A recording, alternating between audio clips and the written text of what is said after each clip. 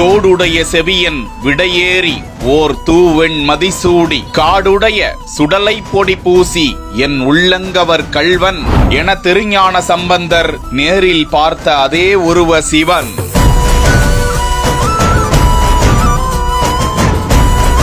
ஐம்பத்தி 8 அடியில் கடலின் மொத்த அழகையும் அள்ளிக்கொண்டு வைத்திருக்கும் ஆழிமலா சிவன். அவன் அருளால் 23 வயதில் தொடங்கி 7 ஆண்டுகளாக பார்த்து செதுக்கிய 5D சிற்பம்.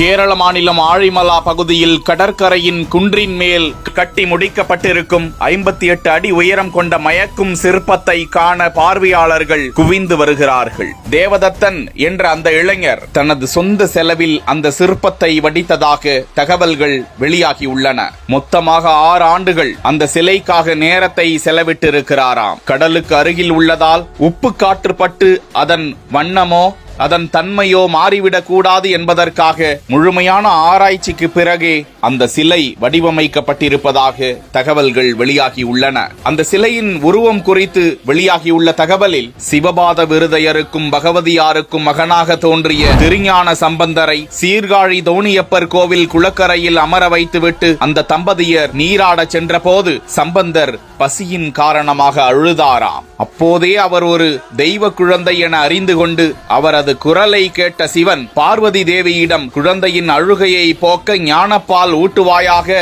என அருள அன்னை பராசக்தி குழந்தையின் அருகே வந்தாளாம். சம்பந்தரை வாரி அணைத்து முத்தமிட்டு மகிழ்ந்து மடி மீது அமர்த்தி கொண்டு பாலினை பொற்கிண்ணத்தில் ஏந்தி சம்பந்தரின் கண் மலரிலே வழிந்த நீரை துடைத்து பால் அமுதத்தினை ஊட்டினாளாம். பிற்காலத்தில் திருஞான சம்பந்தர் தான் கண்ட சிவனின் அந்த அடையாளங்களை தோடு உள்ள செவியன் எருதின் மேல் ஏறி வந்தார். ஒரு தூய்மையான வெண்மையான நிலவை தலையில் சூடியிருந்தார். சுடுகாட்டில் உள்ள சாம்பலை பொடியாக உடலெல்லாம் பூசியிருந்தார். அவர்தான் என் உள்ளங்க அவர் கள்வன் என பாடியிருந்ததன் அடிப்படையில் இந்த சிலை நிறுவப்பட்டுள்ளதாகவும் தகவல்கள் வெளியாகியுள்ளன.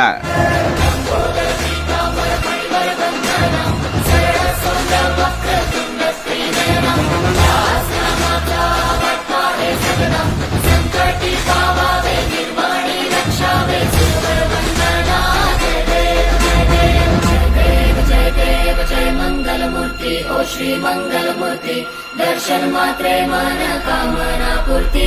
जय देव जय देव जय देव जय देव।